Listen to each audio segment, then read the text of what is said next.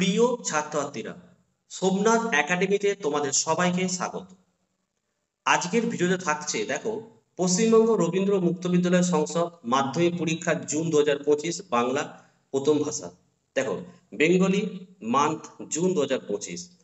এটা তোমাদের বাংলার প্রশ্নপত্র, সময় 3 ঘন্টা 15 মিনিট, পূর্ণমান 90। ঠিক আছে। তো দেখো, আমি প্রতি বছর তোমাদের 3:30টার মধ্যে ভিডিও আপলোড করি, কিন্তু এই বছরে আমার প্রতি কিছু ইনস্ট্রাকশন এসেছে, অর্থাৎ 2 ঘন্টা পর ভিডিও আপলোড করতে পারবো। ঠিক আছে। তো দেখো, আমি এই সময় তোমাদের সাথে ভিডিও আপলোড করছি এবং আশা করি পরীক্ষা তোমাদের ভালো হয়েছে। যারা ইউটিউব থেকে সাজেশন করেছো, যারা আমাদের কাছ থেকে নোট নিয়েছো, পুরো 90-তে 90 তোমরা কিন্তু কমন পেয়েছো। আমি প্রতি বছরের এবছরও একদম প্রমাণ সহ আমি তোমাদেরকে দেখে দিচ্ছি কোন প্রশ্নটি আমাদের নোট থেকে এসছে, কত পেজে রয়েছে। ঠিক আছে, তোমরা প্রশ্নের উত্তরগুলোকে মিলিয়ে নাও। আর এবছর কিন্তু অনেকেরই পরীক্ষা খারাপ হয়েছে, কারণ এবছর ম্যাক্সিমাম সেন্টারে খুবই কড়াকড়ি গার্ড হয়েছে। যারা ভেবেছিলাম সারা বছর না পড়ে পাস করে যাব, তারা কিন্তু কিছুই লিখতে পারোনি। ঠিক আছে, তো চলো আমরা ভিডিও শুরু করি। 15টা এমসিকিউ তোমাদের দিয়েছে। 1.1 প্রশ্ন, চাল নেই বাবা, উত্তর অপশন খ লিখবে, এটা আমিনা বলল। 1.2 লিখে নাও, বিজ্ঞ শব্দের অর্থ, অপশন ক লিখবে, বিশেষ জ্ঞানের অধিকারী। 1.3, নির্বাক হইয়া বসিয়া রইলেন বৃদ্ধা, নির্বাক হলেন, অপশন ক লিখবে, পয়সা ছুঁড়ে দেবার জন্য। 1.4, আমাদের বাসার নিকট ছিল একটি, কি ছিল, অপশন ঘ লিখবে, মুদিখানা।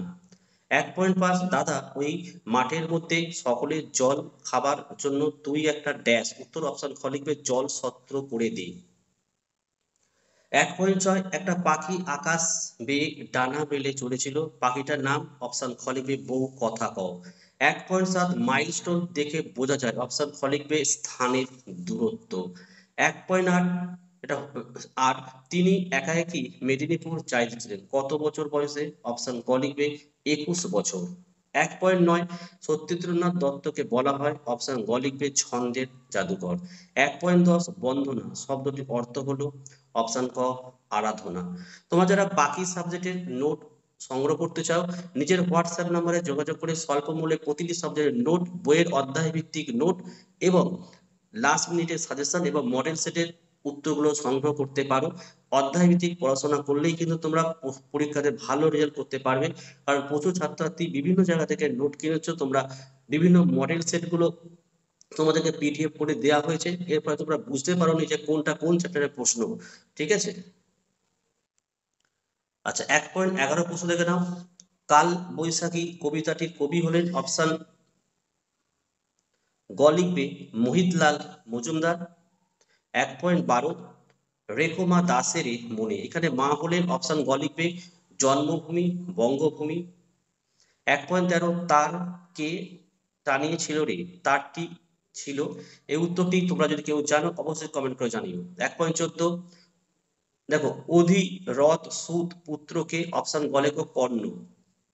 1.15, উপসর্গ ধাতু লিখবে, পূর্বে বসে। ঠিক আছে, চলো।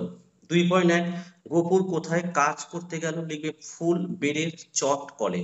2.2, দেখো, কত বছর আগে লেখক কলকাতায় এসেছিলেন, লিখবে, 1235 সালে।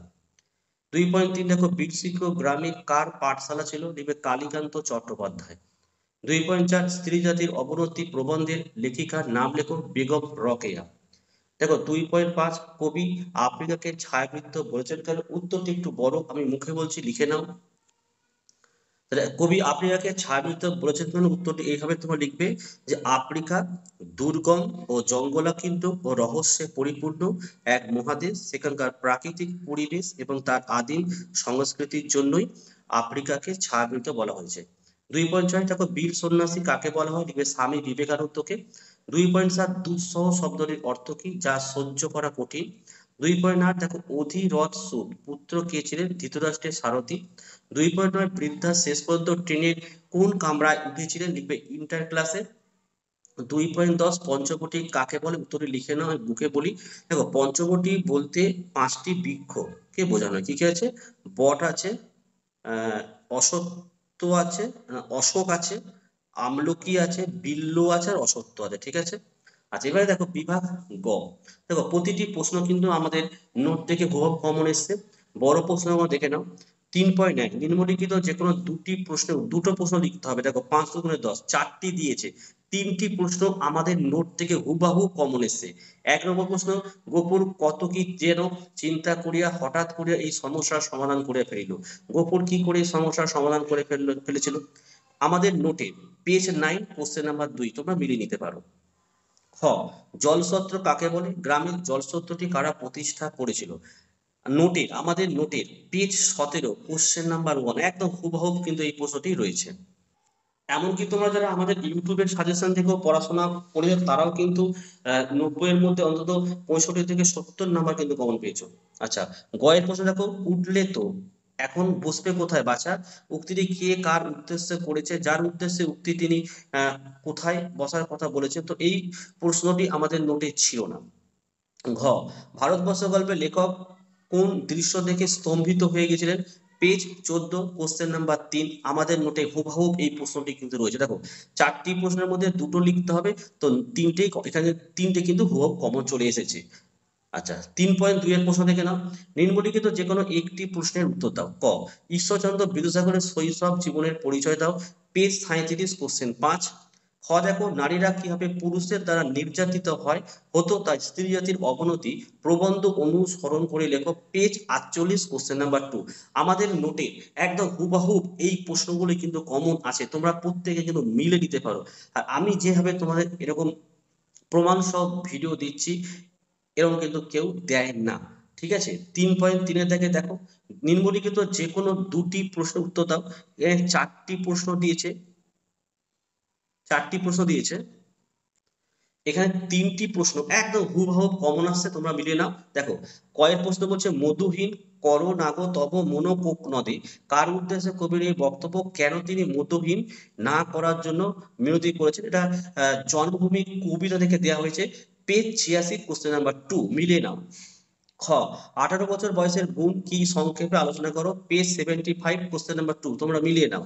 গ, কালবৈশাখী কবিতায় ঝড়ের পূর্ববর্তী অবস্থার প্রকৃতির বর্ণনা দাও। দেখো এই উত্তরটি এটা মিস্টেক আছে, এটার উত্তরটা পাওয়া গেছে পেজ 65 কোশ্চেন নাম্বার 1।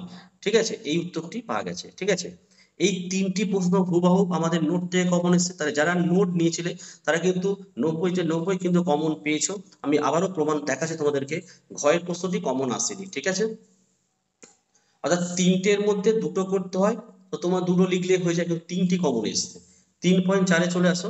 দেখো, নিম্নলিখিত যে কোনো একটি প্রশ্নের উত্তর দাও। ক, বালক তাহা কোনো মতেই ঠাউর করিতে পারিতেছিল না। বালক বলতে কার কথা বলা হয়েছে? সে কেন বিষয়টি ভেবে ঠাউর করে উঠতে পারছিল না? পেজ 90 কোশ্চেন নাম্বার 2 আম আটির ভেপু থেকে কোশ্চেনটি এসেছে। খ, কুটির মাঠ দেখবো কেমন হলো তো কুটির মাঠ দেখা। বক্তা কখন কথাগুলো বলেছিল? কুটির মাঠ অপুর কেমন লেগেছিল? Page 90 question number 5। দেখো, আমাটি ভিভুর প্রায় 10খানার মতো পাঠ রয়েছে, সেই পাঠ থেকে আমি যা সাজেশন দিচ্ছি সেই সাজেশনেই 2টো প্রশ্ন রয়েছে। যারা নোট নিয়েছে নোট থেকেও কিন্তু কমন এসেছে। তোমরা বুঝতেই পারছো আমাদের স্যাররা যে সাজেশন যে নোট তৈরি করে প্রতি বছর কেন আমরা কমন দিই, এটা যেটা প্রমাণ। এবং তোমরা যারা এখনো নোট সংগ্রহ করোনি, বাকি পরীক্ষার জন্য নোট কিন্তু সংগ্রহ করতে পারো, সাজেশন সংগ্রহ করতে পারো, নিজের হোয়াটসঅ্যাপ নাম্বারে যোগাযোগ করে প্রত্যেকটা নোট এইভাবে কিন্তু প্রতি বছর কমন থাকে। আচ্ছা, 3.5 দেখো, নিম্নলিখিত যে কোনো একটি প্রশ্নের উত্তর দাও। ক, তব বাণী স্পর্শিতেছে মুগ্ধ চিত্ত, উক্তিটি কার? কোন বাণী তার চিত্তকে স্পর্শ করেছে? দেখো এই প্রশ্নটি কিন্তু আমাদের কমন আসেনি। ঠিক আছে, এটা তোমাদের কর্ণকুন্তী সংবাদ থেকে, কিন্তু এখানে দেখো একটি প্রশ্ন উত্তর করতে বলেছে, তাই ক্ষয়েরটা কিন্তু আমাদের কমন এসেছে। দেখো, কেন চিরদিন ভাষা দিলে মোড়ে অবজ্ঞা সতে, উক্তিটি কার? বক্তা কেন এবং উক্তি হচ্ছে। পেজ 94 কোশ্চেন নাম্বার 9 একদম হুবহু কমন চলে এসেছে। 4-এর দিকে দেখে নাও, 4.1 অর্থ সহ বাক্য রচনা করো। ঠিক আছে, বাক্য সংকোচন। ঠিক আছে, আচ্ছা, অনুসর্গ শব্দের বিস্তার। যারা সাজেশন যারা নোট পেয়েছো তারা প্রত্যেকেই কোনো হুবহু কমন পেয়েছো। সমাজ সন্ধির পার্থক্য, অব্যয় সমাস আকারের উদাহরণ দাও। বাংলা ভাষায় ব্যবহৃত উপসর্গগুলি কোন শ্রেণীতে বিভক্ত হবে? দেখো, এবার দেখো বিভাগ কুমা। দেখো 5.1 এর তোমার এখানে দিয়েছে ভাব সম্প্রসারণ দিয়েছে অথবা বঙ্গানুবাদ। দেখো এই ভাব সম্প্রসারণটা যারা ইউটিউবে দেখে পড়েছো, যারা আমাদের সাজেশন নিয়েছো, দেখো সাজেশন 1 প্রথমেই সাজেশনের এইটাই আমাদের কমন ছিল, জীবে প্রেম করে যেইজন সেইজন সেবিছে ঈশ্বর। আচ্ছা, এখানে দেখো প্রতিবেদন লিখতে বলছে নিম্নচাপের শীত আসতে দেরি আর অথবা যারা সারা বছর। দেখো এই নিম্নচাপের শীত আসতে দেরি, এটা অবশ্যই তোমাদের প্রতিবেদন নিজেকে কিন্তু বানিয়ে লিখতে হয় এটা, ঠিক আছে। 6 থেকে নির্বাচিত যে কোনো একটি বিষয় নিয়ে প্রবন্ধ রচনা করো।